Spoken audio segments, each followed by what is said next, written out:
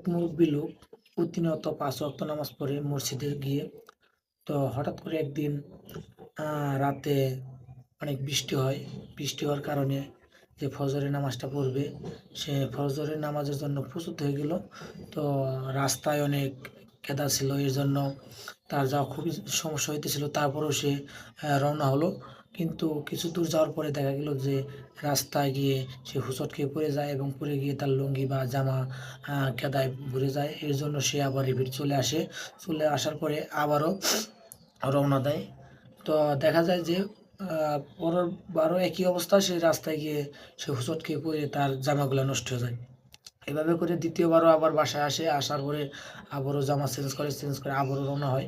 তো দেখা যায় যে দ্বিতীয়বারও একই অবস্থা, সে হোঁচট খেয়ে পড়ে যায়।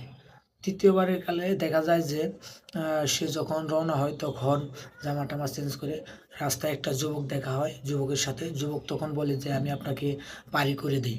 তখন বলে, "ঠিক আছে।" তখন পাড়ি করে দেওয়ার পরে সে যুবকটাকে জিজ্ঞাসা করে মুরব্বি যে, "আসলেই তোমাকে তো আমি চিনতে পারলাম না। তোমার বাসা বা তোমার নাম কি বা তুমি কে? একটু যদি পরিচয় দিতে।"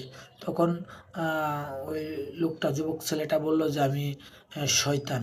তখন আ মুরব্বি বলে যে, "আসলে মানুষের আ তো শয়তান মানুষকে কখনো ভালো চায় না, সবসময় খারাপ চায়। তাহলে কেন আপনি আমাকে বা তুমি কেন আমাকে হেল্প করলা?" তখন শয়তান বলে যে, "দেখেন, আপনি যে ১ম বার হোঁচট খেয়ে চলে গেছেন, এতে আপনাকে আল্লাহ তাআলা আপনাকে সমস্ত গুনাহ আপনাকে মাফ করে দিছে এবং ২য় হোঁচট খাওয়াতে দেখা যায় যে আপনার আত্মীয়স্বজন যেগুলো আছে সবাইকে সবার গুনাহ মাফ করে দিছে। এখন যদি এভাবে যদি আসেন হোঁচট খান, তাহলে দেখা যাবে যে একসময় পৃথিবীর সবাইকে, মুসলিম যা মানুষ আছে সবাইকে আল্লাহ তাআলা মাফ করে দিবে। এর জন্য আমি আপনাকে পারি করে দিলাম, যাতে আপনি আর হোঁচট না খান বা আপনি যাতে না পড়ে যান। পরবর্তীতে আরও যদি হোঁচট খান তাহলে দেখা যায় যে সকল মানুষই গুনাহ মাফ হয়ে যাবে, তারা বেহেশত নসিব হয়ে যাবে এবং তাহলে আমার যে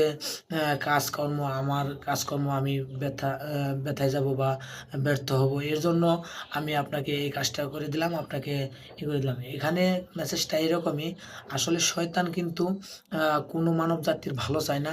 আমরা সবসময় চেষ্টা করব শয়তানের ওসওয়াসা থেকে দূরে থাকার জন্য এবং আমরা যারা মুসলমান এবং মুসলমানের যে কাজকর্ম, আমাদের সবাইকে আ সেই কাজকর্ম করতে হবে। আল্লাহকে রাজি খুশি করার জন্য যে কাজ করতে বলছে সেটা করতে হবে।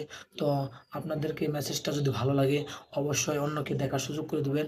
শেয়ার ও লাইকের মাধ্যমে সবাইকে ধন্যবাদ। সবাই ভালো থাকেন, সুস্থ থাকেন।